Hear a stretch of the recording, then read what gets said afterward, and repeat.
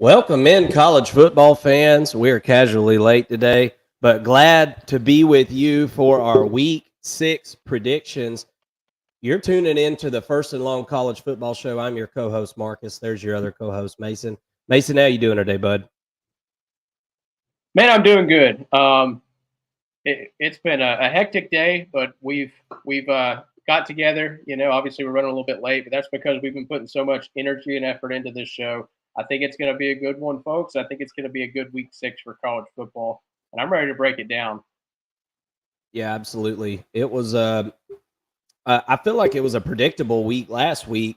The lines were tough to get a handle on, but I felt like overall, winners and losers, we were pretty much on it for that part. But we've got a good slate this week. We got some rivalry games, we got some conference games, some interdivision conference games. So this is really when this is when the happenings happen in the college football season. So I'm expecting there to be some type of upsets this week, and wouldn't surprise me a bit to see some of that. So without further ado, let's get into some of these games that we're going to be uh, going over today. Um, let's not make the people wait. Let's get into the big boy.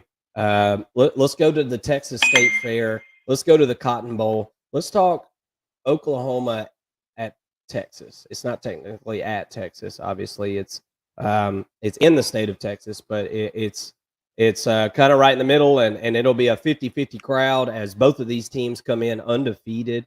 Um, Look, I mean, this is all you can really ask for out of this rivalry. Last year, Texas really put it on Oklahoma.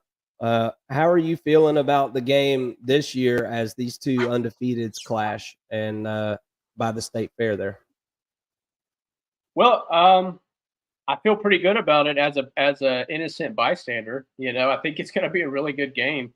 Um, just looking at it as you break it down, Oklahoma, we mentioned this yesterday, that they're top 5 in scored offense and defense. They're the only team in the country that's top 5 in both categories.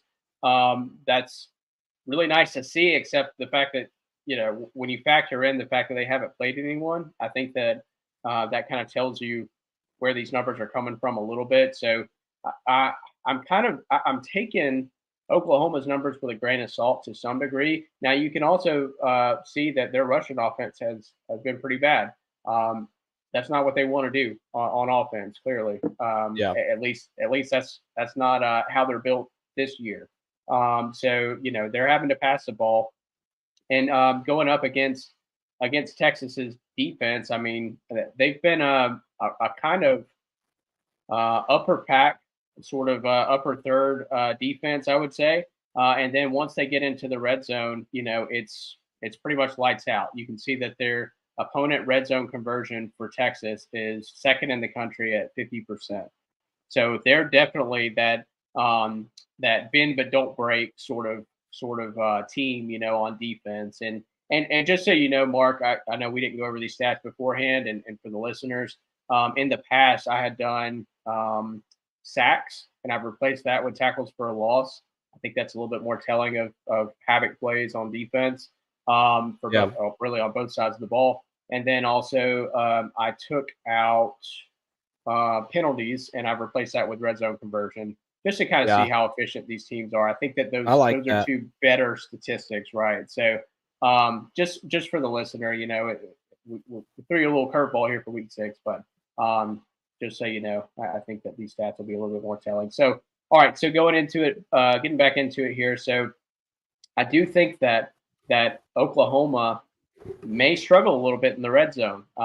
Texas has kind of bowed up, and they've been able to stop teams once they get down into the red zone. And look, that's for scoring touchdowns and kicking field goals. So Yeah. whatever they're doing is working there in Texas, and it's keeping that scoring defense down to 12.8 points per game. So it's going to be. It's really, to me, it's going to come down to who's going to pass the ball more efficiently. Texas, I think that Baxter, and I don't want to speak too soon. I think Baxter is really stepping up, and stepping up as a true freshman, the running back CJ Baxter for Texas. So maybe he's able to get going and they can kind of dominate the running game. But whichever if a team is able to dominate in the running game, that's going to be the team that wins it. I don't think that Oklahoma is really built for that. So I give the rushing advantage obviously to Texas there. If they're able to control the line of scrimmage and control the game that way, it's going to be a long day for the Sooners. But I don't really know how this game is going to go because we haven't seen Oklahoma tested against a quality opponent. They've had some struggles with SMU, and there's one more that's escaping me right now. But they've struggled with a couple of lesser opponents, anyways. Cincinnati was the other one.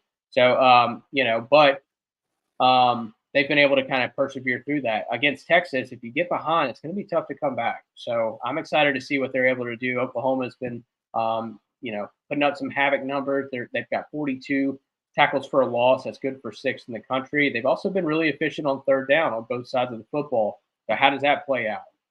And then lastly, the turnover margin for Oklahoma is at +8.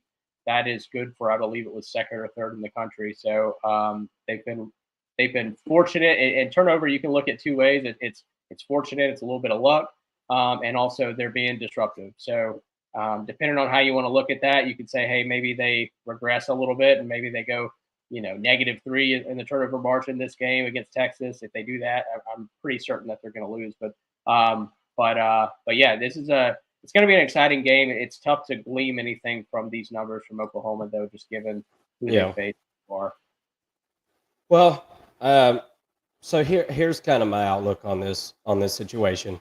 So I heard an interesting story yesterday, and there's a AP voter out there that has held out all year and has voted week in and week out Texas into the number 9 spot in their rankings, and I wanted to do a little bit of digging on this and figure out, what's up with this train of thought here, and it actually makes a little bit of sense because when Texas played Wyoming earlier this year, this is a game that was 10-10 in the fourth quarter. That was Wyoming's backup quarterback that was playing. Mm-hmm. Okay, fast forward to this past weekend, Texas playing Kansas. Guess what? Backup quarterback. Yep.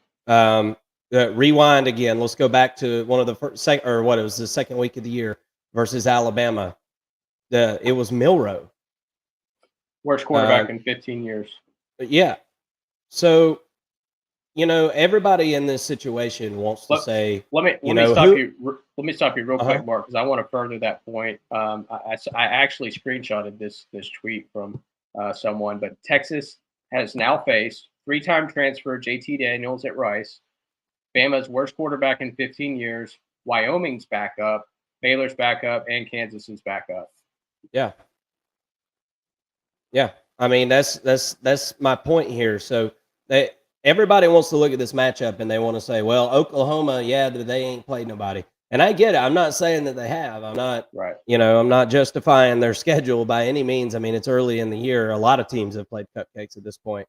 But as the names look a little tougher on Texas's schedule, but the time in which they faced all these teams, they were not at full capacity at all. And so with all that being said, Oklahoma has got their own struggles. The rushing game is a problem. They have had a hard time finding an RB1. The running back is a glaring weakness of this offense. And I don't, I know they want Major to step up, and I don't know if that's going to happen. Now, Texas, I feel like Jonathan Brooks here the last couple of weeks has really stepped up at running back. He had about over 200 yards rushing last week against Kansas, just absolutely ran wild in that game. So with all this being said, I think these two teams are gonna come back to reality just a little bit. I think these are two good teams. I'm not saying I think either one of these teams is bad, because I don't. I think they're both pretty good. Oklahoma has struggled to score points in correlation with the amount of yards they've had in each game. Their offense has been really, really dominant. I don't feel like Cincinnati, for example.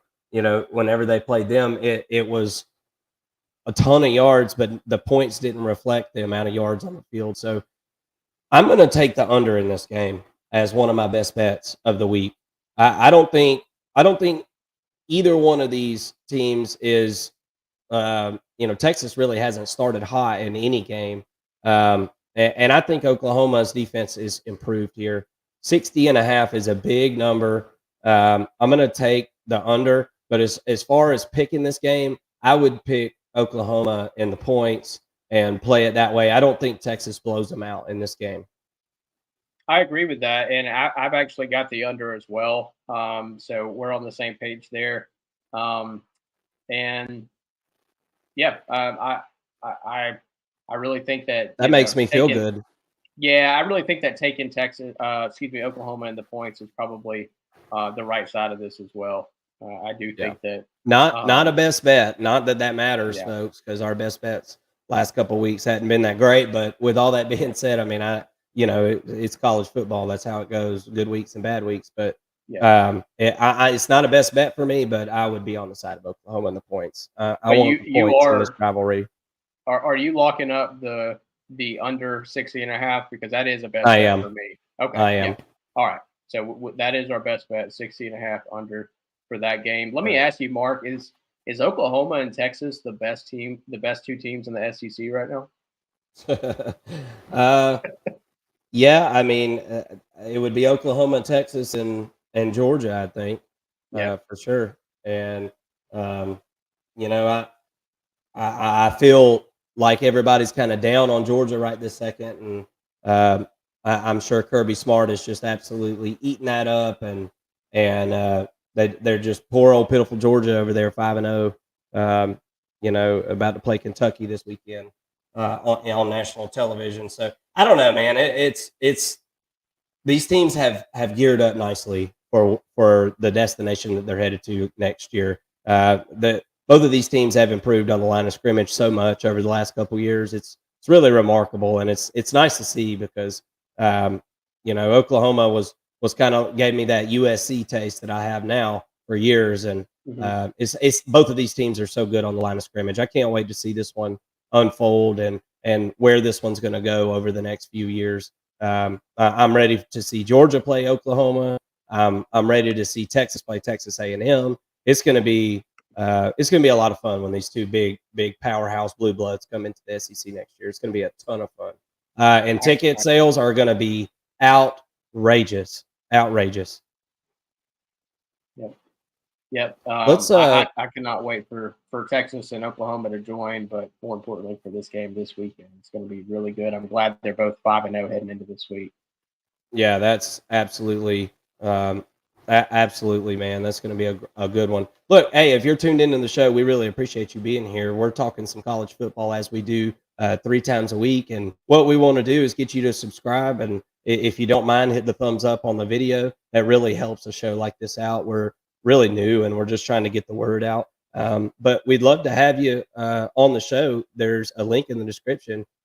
Anybody's more than welcome to join the show and talk some football with us. Enter if you dare. I will respond accordingly. Um, LSU at Missouri, man. Let's chop this one up a little bit. LSU's coming off I guess you'd call it a thriller, but I'm sure the LSU fans were anything but thrilled after this one. And Missouri is undefeated. One of the three undefeated SEC East teams.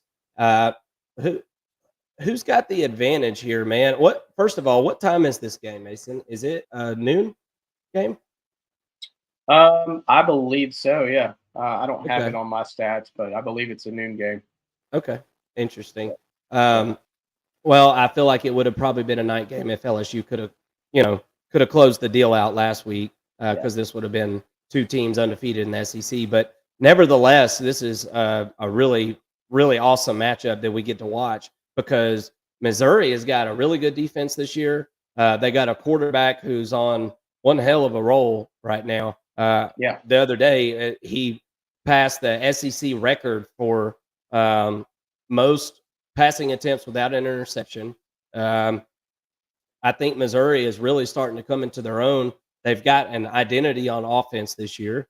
Got some playmakers there. So what do you think about this matchup? Is LSU, are they in give up mode or are they in wounded animal mode? Which one is it? I think that LSU, golly, it's tough to say, man. This has been an emotional season for LSU and for those players. I think that watching Ole Miss storm the field last week and having those players kind of react to that, it does look like they're struggling a little bit emotionally. LSU, that is. And so I think that this week will be very telling as far as where they're at mentally. But just statistically looking, and if you don't mind just getting that banner off the screen there for me, Mark. But if you look statistically on defense, and we know that LSU is a bad defense, right? Especially after last week, they got exposed by Ole I, Miss, I no would doubt say I about would it. say they're pretty bad. They're pretty bad. But you look over here and on your screen here, and LSU is like 100th or worse in every defensive category. Tackles for a loss allowed. That's actually an offensive category. For tackles for a loss, they're 77th. Right, that's a defensive number there, with 27 on the season. So this isn't an average SEC, or excuse me, this isn't an average defense. This is a very well below average. There's only 100, and I believe it's right around 130, anyways, 128 or so teams that are on this national statistic that I pull these numbers from. So when you're 122nd in any category, you're pretty much dead last. That's terrible. So with that being said, the only way to go is up, right, for LSU, one would think. So, with that though, LSU on offense, statistically, they're really good. They're a really good offense, in particular passing the ball. But in all categories, I mean, they're top 15, other than tackles for a loss allowed at 19th, and red zone conversion is 44th at 88.89%. This is a really, really good offense. And Jaden Daniels, if LSU is undefeated or has one loss right now, Jaden Daniels is in the Heisman race. And it's kind of sad. You look at his numbers next to Shador Sanders, and they're almost identical. They both have 2 losses, but Shador's in the Heisman race. Jaden Daniels isn't. So I'm sure LSU fans are sitting there with their hands up saying what gives. But it's a shame that talent's going to go to waste this season because the defense is just so bad. Let's move over to Missouri. So Missouri, when you break it down by the numbers, look, this team has kind of won with very little statistical success. So 52nd, that's pretty average. And scoring offense, 41st in defense. 87th in rushing offense. Rushing defense is really good at 6th. They've been able to stop the run. Missouri does not want to run the ball though. Like this is where they succeed at, and that's passing the football. They're 15th in the country at over 300 yards per game. Even when they want to run the football, they pass the football. So what I mean by that is when they want to run the football, they just throw it behind the line of scrimmage and let whoever Right.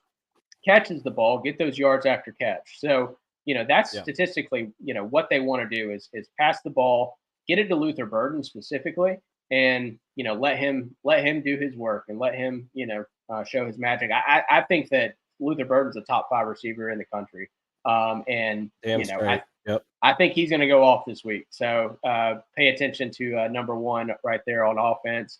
They got to get a little bit better on third down, right? They're averaging under 40% on third down.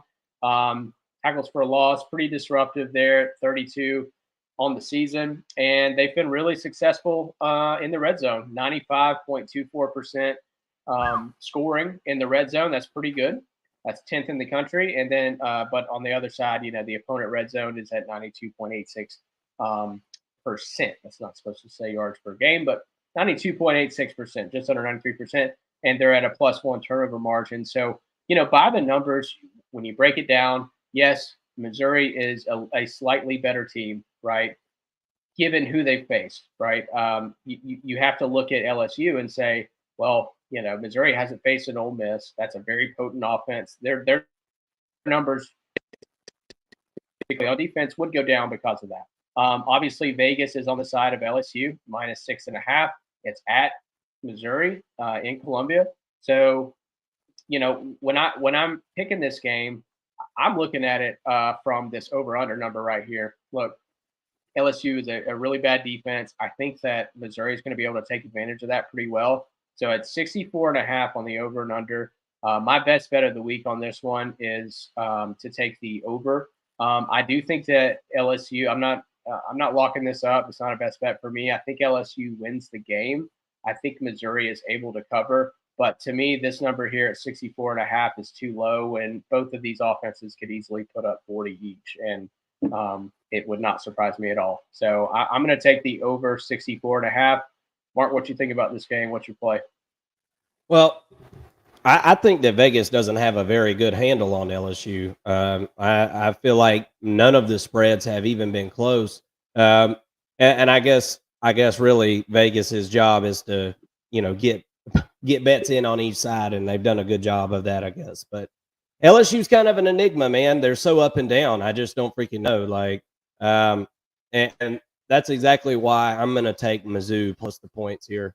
I want those points. I'm not sure that Mizzou wins this game, but styles make fights, and we got a couple of different styles here, and football is certainly a game of matchups, and I think Mizzou matches up pretty daggum well with this LSU team. Now, are they going to?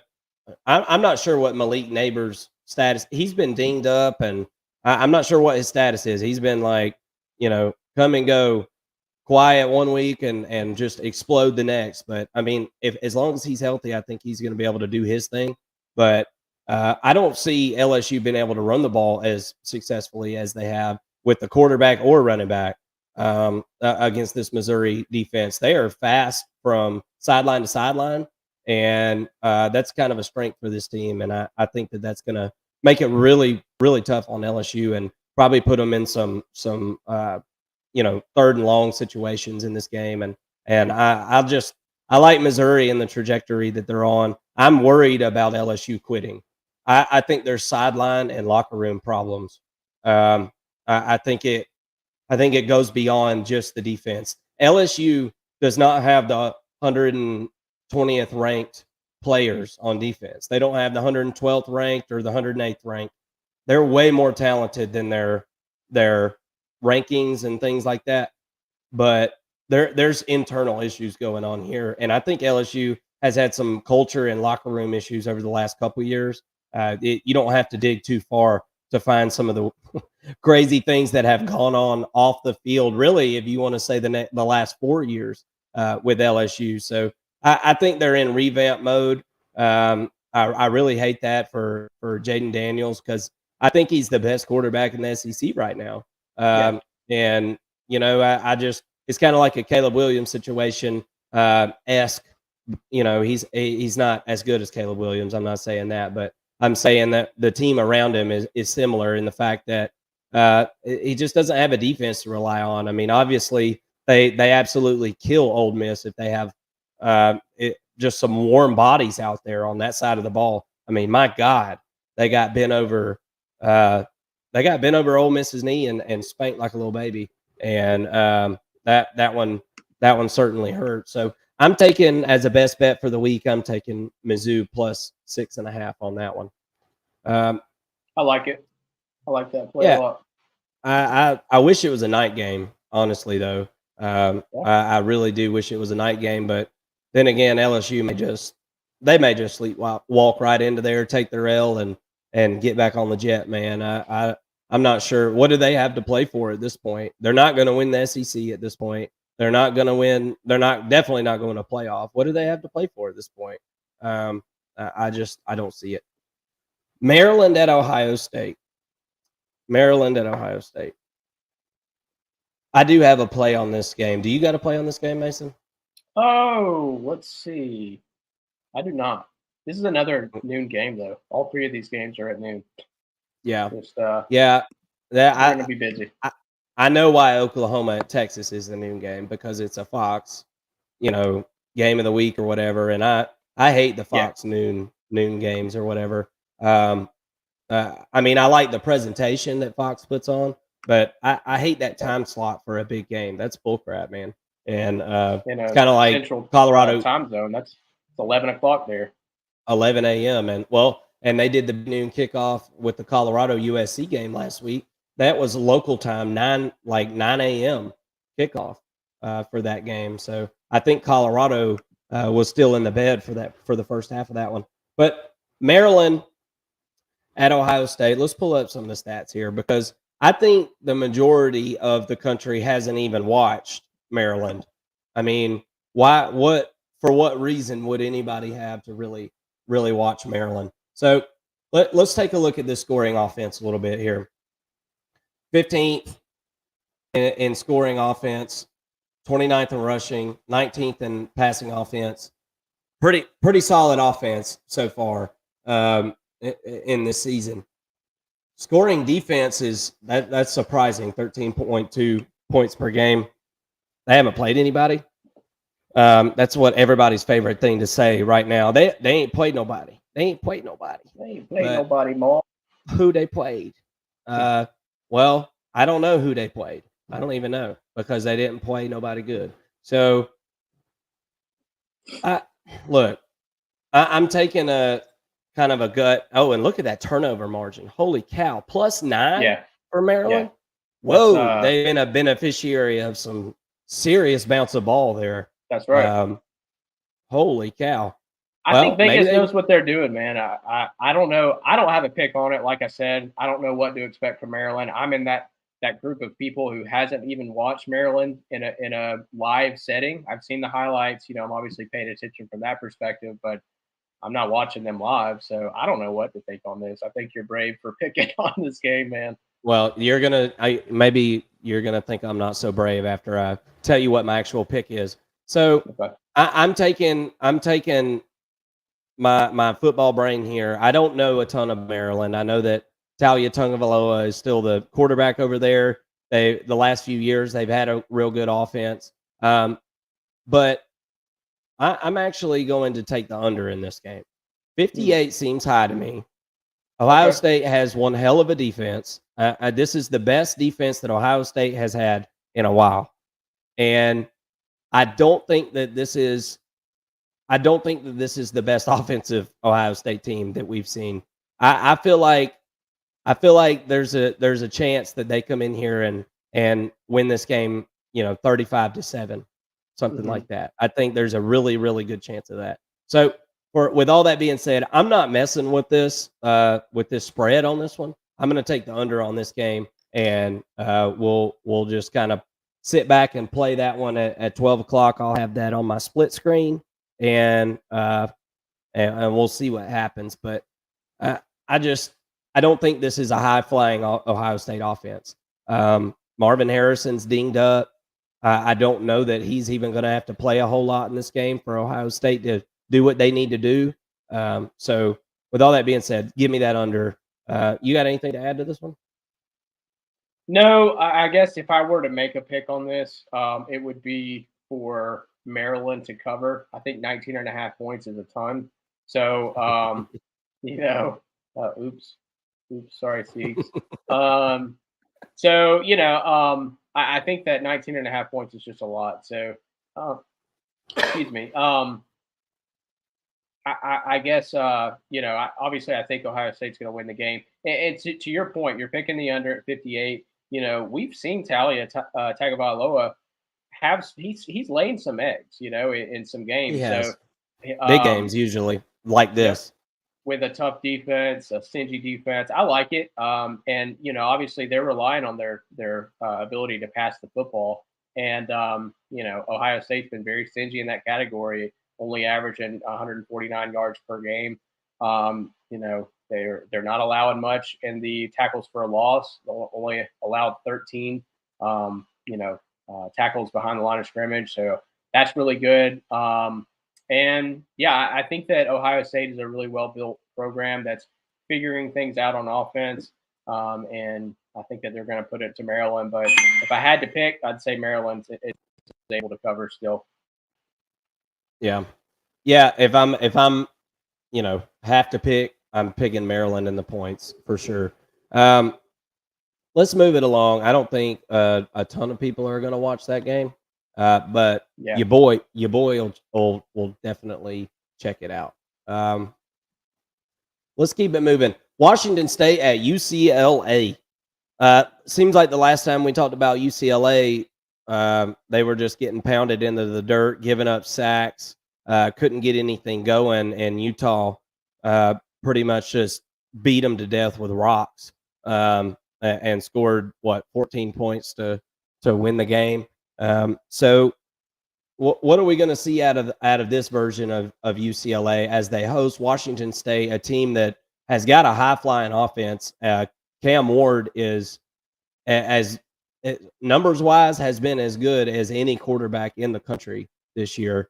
Got a couple of really good wide receivers over there, and not a great run team, not a great defensive team, but they've got their style and they stick to it, and it's been really successful this year as they are undefeated and inside the top 20 on every single type of ranking, rating, anything that you can find on YouTube or the internet.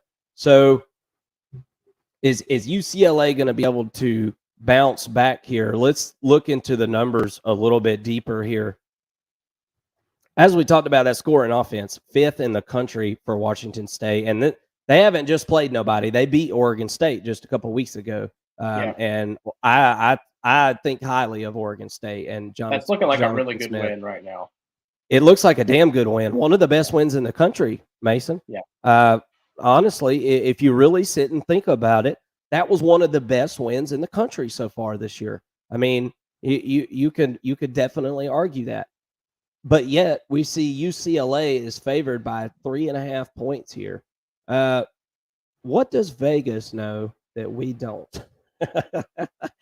Because Yeah. on paper, it seems like from everything we've seen, I say on paper, from everything we've seen in the games, uh, Washington State seems like a much better team.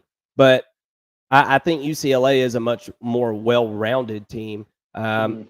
I don't have a best bet on this game, but I really like the outlook of UCLA's rushing offense against this Washington State defense that I do not feel Me is too. going to be able to man up and play against this team. And furthermore, um, this UCLA defense likes to get after the quarterback, okay? And they like to get behind the line of scrimmage and make plays. I think they're going to make. I think they're going to make it pretty tough on Cam Ward in this game. If I had to pick, Um, I'd probably take Washington State plus 3.5. I think this could be a field goal game, but I think that I think Vegas knows something we don't, Mason, and I'm going to stay away from this one. What do you think? I agree with you. I think that the category, the area that you really want to focus on is UCLA's ability to rush the football and stop the run. Okay. Now Washington State absolutely does not want to run. Right. That's what they're 106 in the country in rushing efficiency at 3.67 yards per attempt. Their rushing defense is equally as bad and they're giving up 4.43 yards per attempt. I see that number going up after this game with what UCLA has been able to do on the ground. And I invite you, Mark, to give it a thought here. What would you say before UCLA played Utah? Um, what do you think? How do you think you would you know score the odds? I guess, or what would your odds be on this game if you had not seen that UCLA versus Utah loss that UCLA took? Well, honestly, um, if I had not seen that, I'd be bullish on UCLA like I was in the preseason. To be honest Yeah, with you, right. it was discouraging to see them get the quarterback sacked the way they did. They were just totally off their game plan completely. So it's a little bit of a reach, but hear me out. So Dante Moore obviously took his lumps in that game. If he's a freshman quarterback, if he's able to learn from that, grow, you and 2 weeks removed from that loss, I think that I think both these teams are coming off of a bye, so maybe he's able to grow from that and take that into this Washington State game and play his butt off. He's a really good quarterback. He's got a ton of talent, and I'm excited to see him grow as a professional and well, as a professional, whatever. But I'm excited to see him grow as a quarterback, and I think that this running game is where they're going to say, all right, let's limit his exposure, right? Let's get him, some backing, I guess, and let's run the football and kind of just complement his game a little bit, I guess. The other thing that I look at here is Washington State. Yes, their offensive categories are outstanding, right? They're first in the country in third down conversion at almost 60% a conversion rate, which is excellent. And they're fifth in scoring offense at over 45 points per game, second in yards per game, and passing offense at over 400 per game. Wow. That's outstanding. Cam Ward is excellent, but that is all that they have. They're The one trick pony.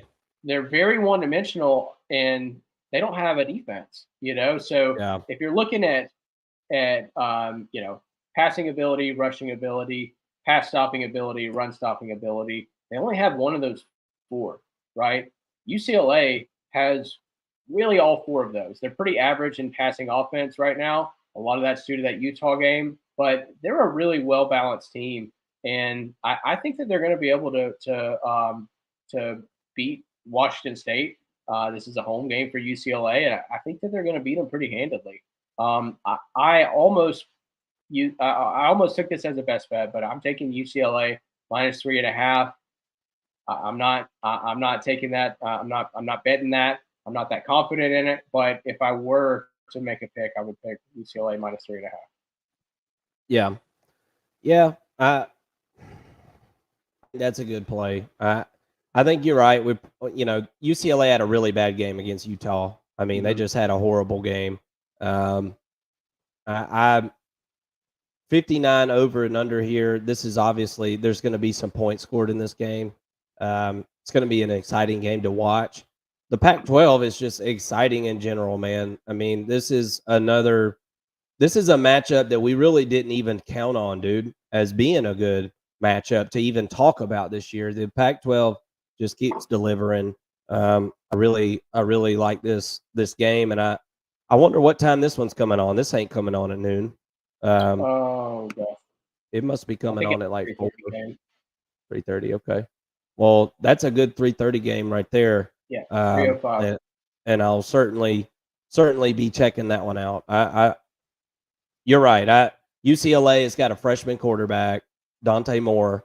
It's been really good up until the point where it wasn't really good, and it was just all of a sudden. So I think maybe sticking to the gut is probably the way to go, and don't emotionally react on what we saw out of a freshman quarterback in a game against a really good defense. We know Utah's got a good defense. We know that for sure. They can take over a game.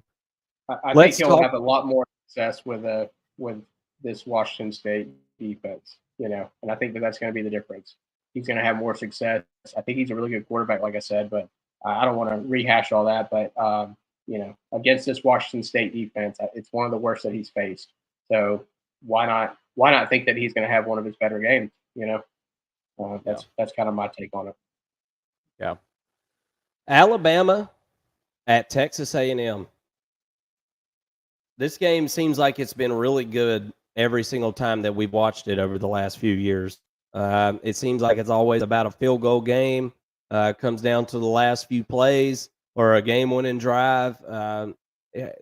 I do have a play on this game, and it's Texas A&M plus 2.5. I like Texas A&M in this spot. I think that it's a good matchup. As I talked about earlier, college football is about the matchups. There is nobody to match up and threaten Texas A&M down the field in this game. And I feel like it's going to make it really difficult for Alabama to score points because I feel like it's going to be really obvious what Alabama's going to try to do in this game, and that's run the ball. And if you're going to be obvious in your attempt to run the football and that be a primary um, moving factor for your offense, you've got to have the dudes up front to make that happen. And Alabama has proved to us time and time again that they do not have the dudes up front this year to make that happen against a big boy team like Texas A&M. Texas A&M historically has been good against the run. I think they continue the trend here, and Alabama being an obvious running team is not helping the situation at quarterback. I think it's extenuating the circumstances. What do you think about this game? And we'll pull up the numbers here and we'll take a look. What's your take on this game? I like Texas plus the 2.5 here. Yeah, and that's also one of my picks as well. That's a best bet for me is Texas A&M plus 2.5. But when you look at the numbers here, okay, take it all in, right? I was a little bit surprised by Alabama's defensive numbers. Now they're good, but they're not as great. They're not as dominant as I thought that they would be. Their tackles for loss is at 14th in the country at 37. That's pretty good. Yeah. But outside of that, I mean, they're a top 35, in pretty much every other category. So top 40, if you include opponent red zone conversion. That's good, but it's not great. And we note that their offensive numbers aren't that great. And you look at what Alabama wants to do on offense is run the football, and they're only at 82nd in the country as far as efficiency goes, 4.09 yards per attempt. Texas A&M is better in every single category on this list, including tackles for a loss. They're in second at 49 on the season. So the thing that really strikes me is that the turnover margin down here at the bottom, Texas A&M is at -4, and they've been able to kind of manage that in some ways. Now they had 3 last week, and I'm not sure if they got one back, but I think that's surprising to me, and that's pretty telling that they've been beating teams and turning the ball over more and finding ways to win games outside of the Miami game. So I think that Texas A&M statistically is just far and away a better team than Alabama right now. I think that you would be smart to play Texas A&M on the money line. I'm also going to take my best bet here and take this game to be under 46.5 points. I think that's a pretty smart play, just given the speed that both of these teams kind of want to take things. And I think that these are 2 good defenses, and Texas A&M is a pretty great defense. So I think that the under is a safe bet here as well. And I think that Texas A&M is going to win by about 10 points in this game. It's at Kyle Field. Wow. I think that's where Jimbo was able to get them a couple years ago, and I think that he's going to get them again. And I feel really good about this play. I'm not crossing my fingers or anything like that. I feel really good about it, and I think the numbers back my feeling on this. Yeah. Well, I think you talked me into the money line. I think that's what I'll go do. Is go hit that money line because 2.5. I mean, I think we both feel like Texas A&M can definitely win this game. What it's going to boil down to is Max Johnson versus that Alabama secondary is what I think it's going to boil down to. And with that being said, I think Texas A&M is definitely going to have to be able to establish a run, which they have. But I think they'll have to establish a run, take a little bit of pressure off Max Johnson, and hopefully he can hit him with some play action, and Bobby Petrino can mix it up with those wide receiver routes and things like that. So I like Texas A&M in this spot. They've done really, really well in this situation the last few years. I think this is the worst Alabama team we've seen in a while. I think everybody pretty much is on that same boat. Um, and I think Texas A&M is pretty decent. I think everybody got down on them whenever they gave up almost half 100 to Miami earlier this year, and I understand. But I think Miami's a good team. So, and Yeah. it was early in the year. It was at a point where these these defensive stats for Texas A&M obviously didn't look like that after facing Miami, and so they've done a lot to get those numbers back down, and they've played some teams that have great offenses at times, but I like Texas A&M here, and I like both of our picks on that one for sure. Um, let's keep it moving if you don't have anything else on that one. Um, let's talk about the fruit. The orange. Syracuse is headed to North Carolina. Is this a test for North Carolina? I don't know. I really don't know how good Syracuse is. I don't know. I mean, Clemson beat them last week. Didn't like blow them out or anything, but who the hell is Clemson going to blow out? I don't know if they're going to blow anybody out other than Charleston Southern this year. Mhm. I don't think it's that type of offense. I don't think they have the quarterback for it. So, with that being said, North Carolina sure as hell has the quarterback for it. Let's throw some stats on the screen and let's take a look at this one a little bit deeper. Because I'm interested to see Syracuse's numbers. It's not every week we get to talk about Syracuse, and like Maryland, like we talked about earlier. I mean, I would imagine, barring take away last week, ain't nobody watching a damn Syracuse game. Come on. So Yeah. let's take a look at these numbers. Scoring offense, 17th in the country, 38. That's decent, especially with the run and clock rules this year. It seems like offensive numbers are down a little bit, so that's pretty decent. Rushing offense, 52nd. Passing offense, 39th.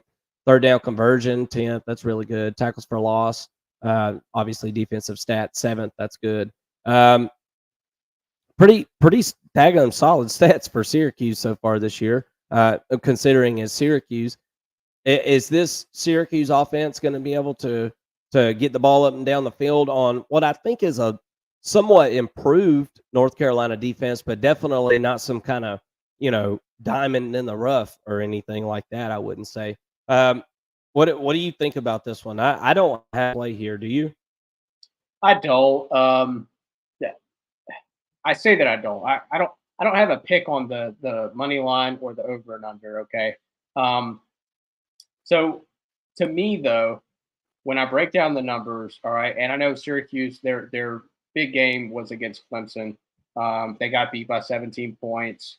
It wasn't really a blowout or anything like that. I thought that they competed pretty well against a Clemson team whose backs are against the wall. Right, they're not really playing for anything but pride, and I think that kind of bodes well for Dabo over there. And I think it was a tough game. It was kind of an easy one to lose, and I think Clemson's a tough team. I think from a power rating perspective, I still think that they're like a top 20 team. So I think that's a tough matchup. But when you go by the numbers, anyways, Syracuse really is at least somewhat better than North Carolina.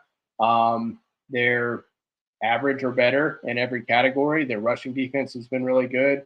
That's not gonna that matchup wise doesn't play well in Syracuse's favor because North Carolina really doesn't want to run the football anyways. They're trying to get the ball in Drake May's hand and let him run the offense. So this is kind of a gut play for me, but I'm already taking A&M in the money line. That's only a plus 115. So Vegas is already telling you that's not a very that's very likely, right, at plus 115. But give me Yeah. give me Syracuse in the money line at plus 275 over North Carolina. Oh. I think this is a Okay. sneaky good game, and I'm not going to play them, the spread or anything like that because I do think that there's a path for UNC to cover. But I think that Syracuse is able to do some things well on defense, create some turnovers and things like that to make this a really good game. And I think they can sneak up and get North Carolina, who also struggled with App State earlier in the season. I think that they finally take that loss of the season that they're not supposed to lose, but they tend to have lose once a season anyway. So I think Syracuse is probably saying, hey, we got beat by Clemson. It's a tough game, but we're ready to bounce back and reach up and grab somebody by the shoelaces. And I think North Carolina is that victim this week. Wow. Yep. That would definitely shake some things up in the ACC as we're just now getting into some of that really, really good ACC play, and some of these undefeated teams facing off. So, wow, that I'm here for that. That would be fun to watch. I I like Syracuse plus the points if I'm going to have to pick it. Um, and I like your play. I think obviously there's great value in that, but not so much value that it's like Vegas is saying that it's freaking impossible to happen. So I like that. I like that play a lot. Let's keep it moving for the good folks here at First and Long. And if you're watching the show, give us a little thumbs up. This is me jingling my cut. And if you want to come on the show, there's a link in the description. You're more than welcome to come on, and we'll talk some college football, talk about whatever game you want to talk about, even if it's not one of these on the list. But let's keep it moving with the show. Thank you so much for tuning in. We appreciate it. Hit that subscribe button, too, in the bell. Thank you. Kentucky at Georgia. I am pretty excited to talk about this one.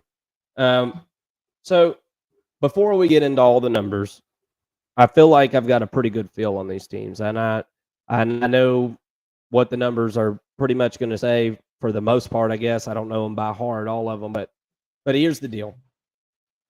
And I heard this analogy from somebody else, so and I really liked it. It makes a lot of sense to me. There's Georgia and Kentucky and team like Michigan. They're all three built very, very similar. Okay. I'm not saying they have the same talent players. Kentucky doesn't have the same players that Georgia has. And that's kind of what the point that I'm going to get to. But these teams are built the same way. Kirby Smart is so complimentary of this Kentucky team. Every time we play them, before, during, and after the game, says that the medical room is more filled up after this game than it is all the rest of the year. It's the most physical game that Georgia plays every year. And it's because of Mark Stoops and the style that he has brought to Kentucky. Mark Stoops has done a fantastic job at Kentucky. But they've started off 5-0 3 out of the last 4 years. They beat Florida 3 years in a row now, 3 out of the last 4. But there is a common trend between all those years. They don't play any big non-conference games early in the year.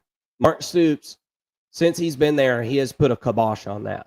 That now they play Louisville at the end of every year, so they play a Power 5 non-conference team, unlike Michigan, who doesn't ever play a Power 5 non-conference matchup ever. Kentucky, they've stayed away from those type games early in the year, and I think it's bred some success for this team because, like I said, like 4 out of the last 5 years, they've been 5-0 to this point. But going back to my point about these teams all being the same, they are built the same way from the inside out, very physical teams. But yet again, here we are. Football is a game about matchups. Georgia's got all the matchups in their favor in this game, minus running back. Georgia doesn't have a Ray Davis Sr. Okay, they don't have any running back that is as good as Ray Davis Sr. at this point on their lineup. But with all that being said, every other matchup is in Georgia's favor here. I'm not going to pick Georgia in the points because Georgia has yet to even cover a spread, I don't think, this year. But regardless of that, I'm taking Georgia and Kentucky under 49. And okay. I am going to continue my trend of picking Georgia unders. It was a push last week, my under, in that Georgia-Auburn game.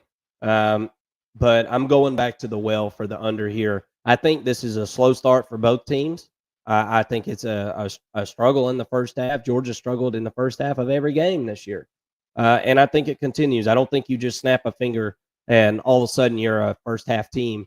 That kind of stuff I think is bred through character in the players that are on your team early in the year. So Give me the under. If I'm picking the spread on this one, then I would honestly, I'd pick Kentucky to cover. I think Georgia probably, if they do, if everything goes according to plan, I think, um, I think Georgia could beat Kentucky by a couple touchdowns max. I don't think it's Georgia's in a situation where they're going to blow a team like Kentucky out.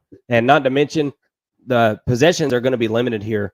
I don't think Georgia makes Kentucky go 3 and out here, over and over and over again. And I don't think it'll be like that. But I think it'll be limited possessions, especially in the first half.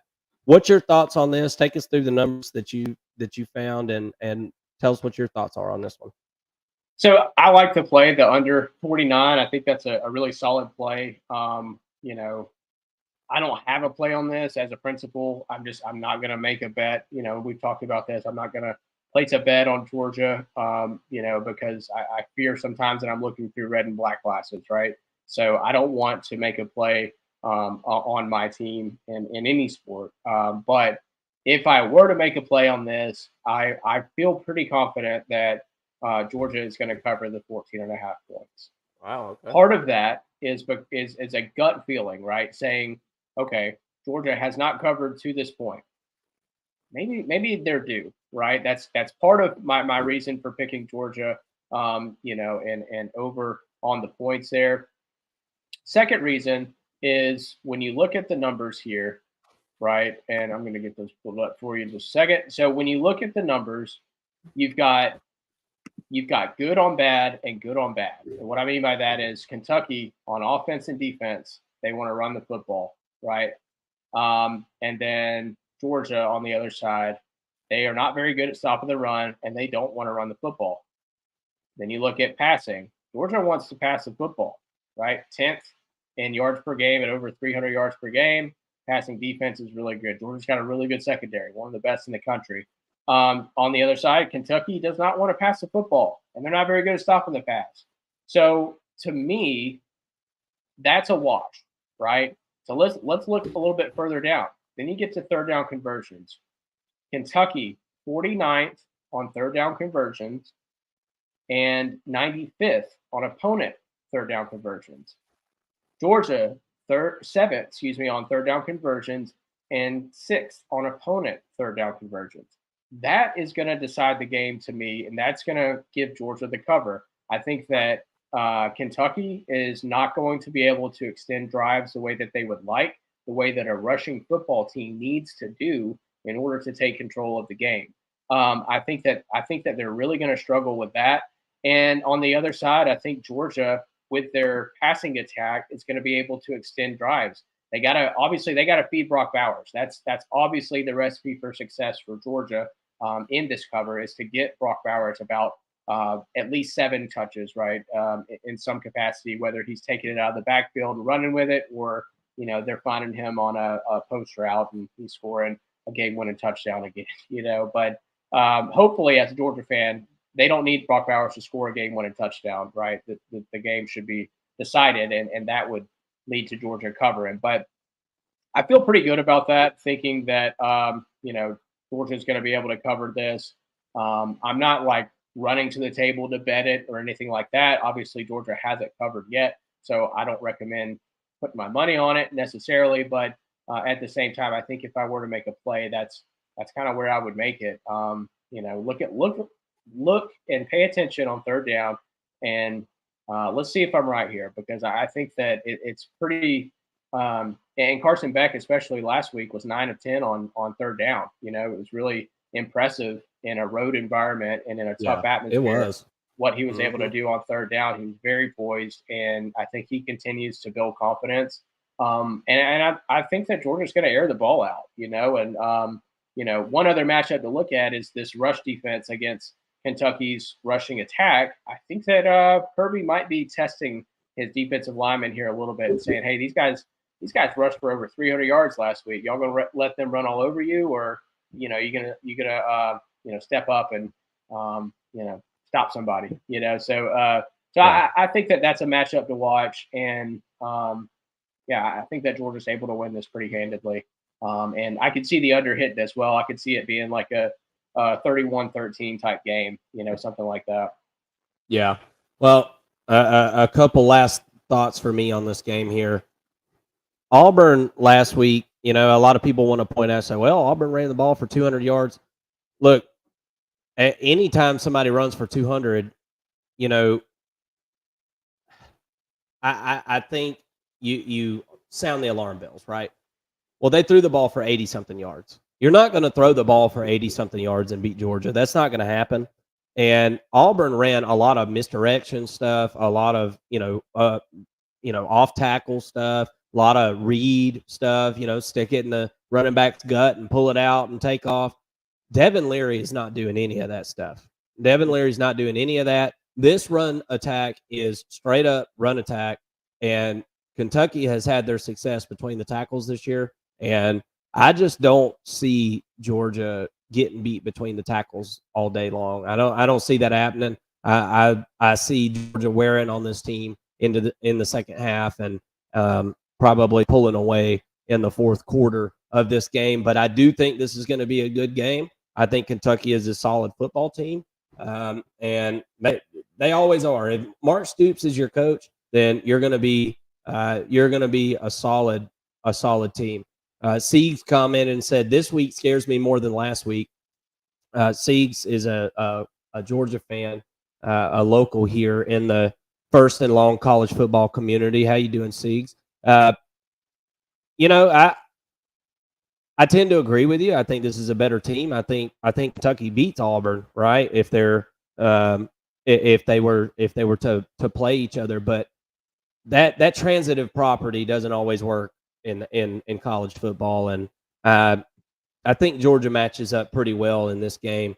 But then again, you know what? Georgia has had their share of issues, just like all the other teams in the country this year. Definitely not as good of a Georgia team this year as we've seen the last couple years. Um, I don't think they're as good on defense. I think Georgia is a good offensive team. Heard a lot of barking about, no pun intended, a lot of barking about Carson Beck and Mike Bobo, and I can assure you right now that they haven't. Neither one of them have had a bad game. Um, Mhm. that this is an execution thing. Georgia's got to be able to run block. They haven't done a good job of that this year, and we don't have a Jalen Carter to jam up the middle of this defensive line and free up linebackers. We don't have that luxury this year, and I think that we're still waiting to see who's going to step up in that situation. And hopefully somebody does. That's why you recruit 4 and 5 stars the way that Kirby does, and that's why Kirby is such a successful coach, y'all. It's not that just that he knows the X's and O's. It's he knows the Jimmies and the Joes.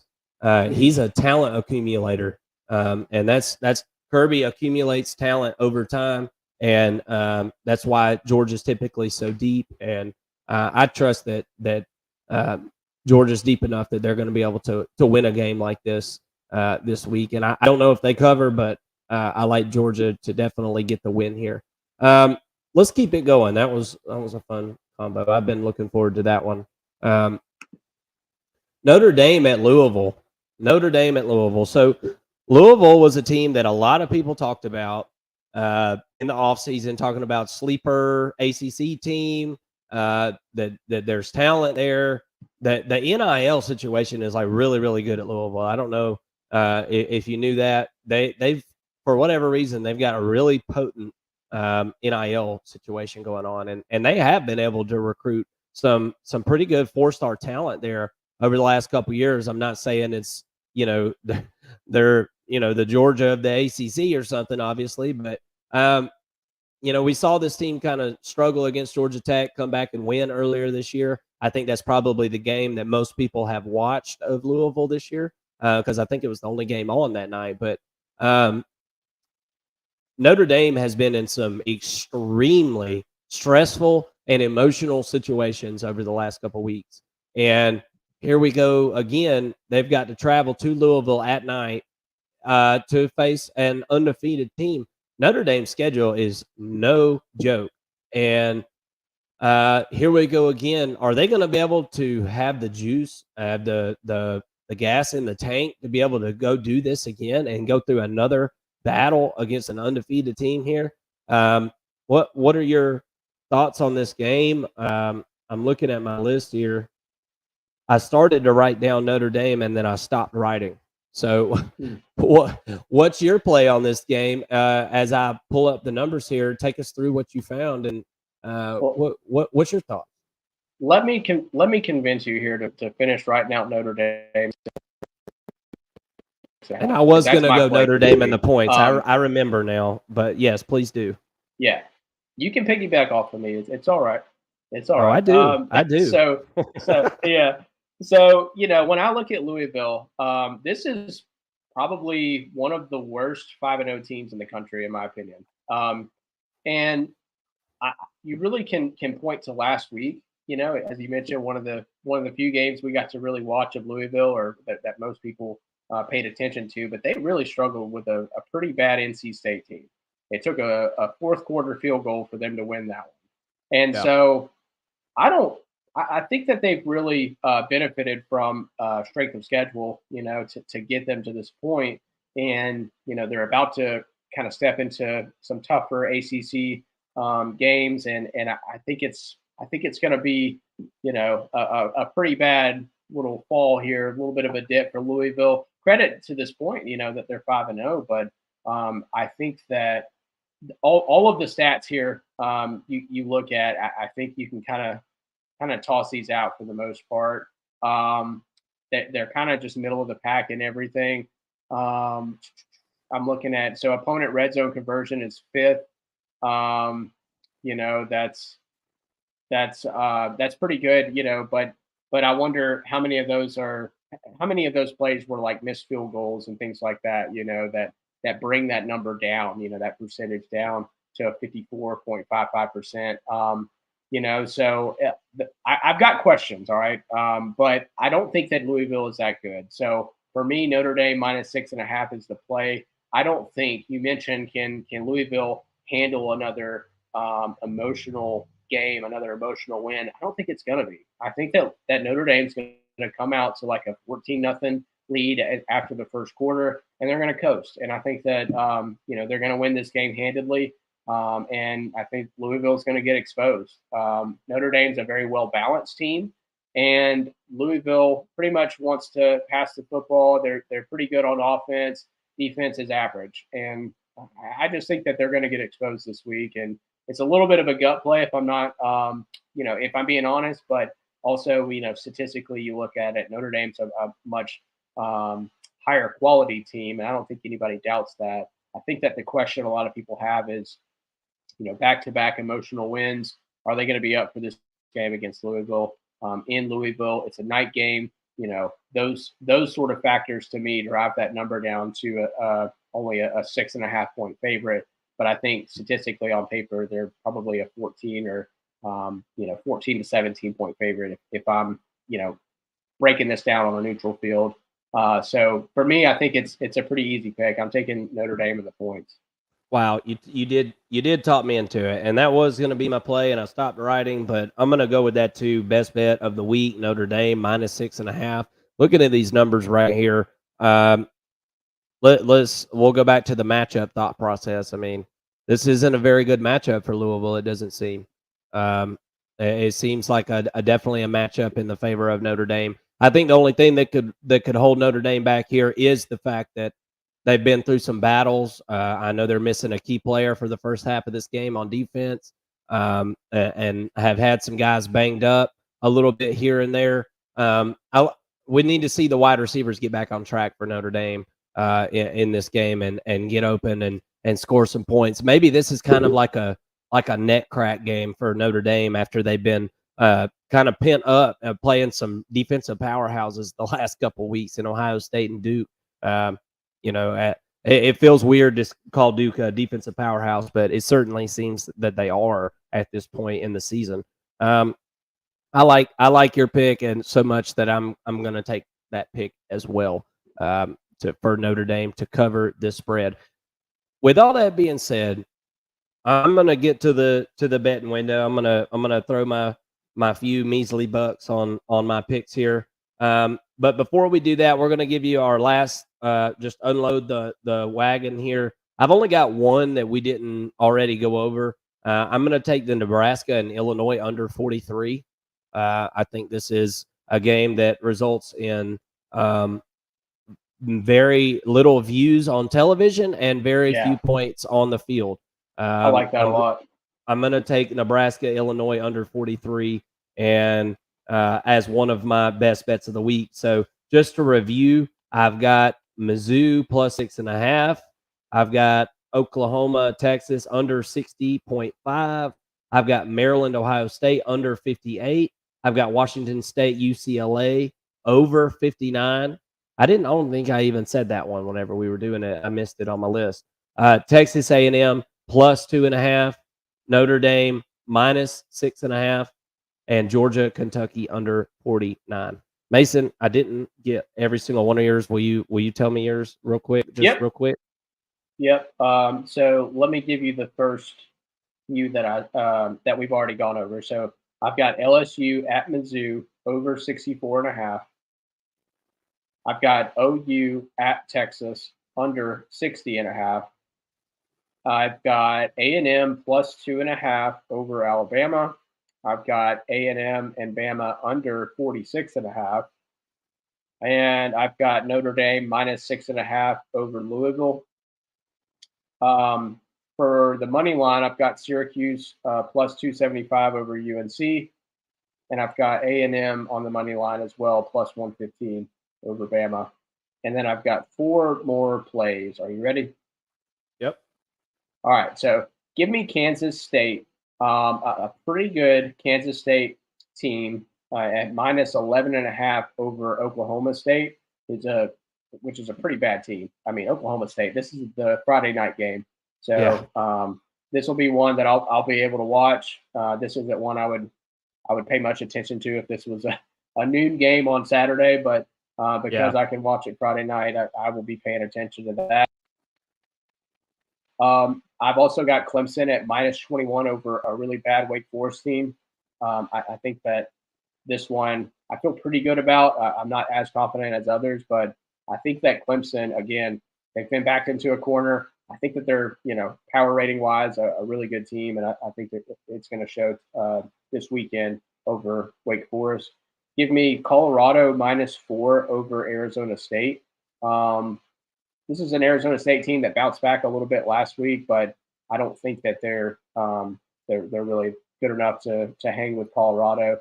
So give me the minus 4. And in that same game, I'm going to take the over 60.5. I think that's a pretty good play considering the two defenses being as bad as they are. Yeah. Nice. Nice. Well, you got you a nice little set of picks there. I like that a lot. I might still. We wouldn't advise this from Siegs. I'm emptying my kids' college tuition on your guys' bets. Oh man, this week scares me. Oh, that was from earlier. We read that one. Hey, we wouldn't advise it, okay? Because I'm going to show you exactly why, Mr. Siegs. We started off really good. We really did. But take a look at this. Between the Lines, that's the name of our betting show. We're 32 and 38 so far this year. We're going to fix that this week. Obviously, we're going to probably nail every single one of these picks. And then that's all just going to be something that we laugh about later in the year. Whenever, we're like way over 500. But for right now, we just kind of have to laugh at ourselves and just get back up off the ground and get back to the betting window.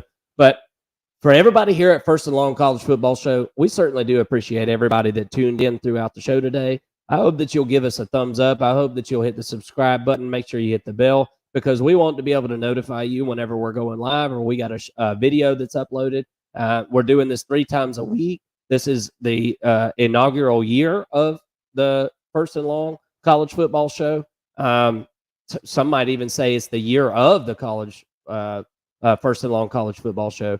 So we're new to this, but we're really enjoying it and have had a lot of fun being able to put this show on. And that's really what this is all about. Is we're not trying to make a bunch of money here or something like that. We just want to talk some college football, and we want you to come and join us. So make sure that it's easiest for us to do that by hitting that subscribe button and the like and help our show out. we do appreciate you tuning in, and we hope that you'll come on the show next week. We'll do another live show with game predictions on the same day next week. We hope that you'll come on and join and talk some trash. I don't care. Tell us whatever. We just want to chit chat with you about some college football, and we'd be happy to do that. Thank you all so much for tuning in for the First and Long College Football Show. Everybody have a good evening, and let's enjoy some college football this weekend. Thank you, Mason. Thanks. Have a good night.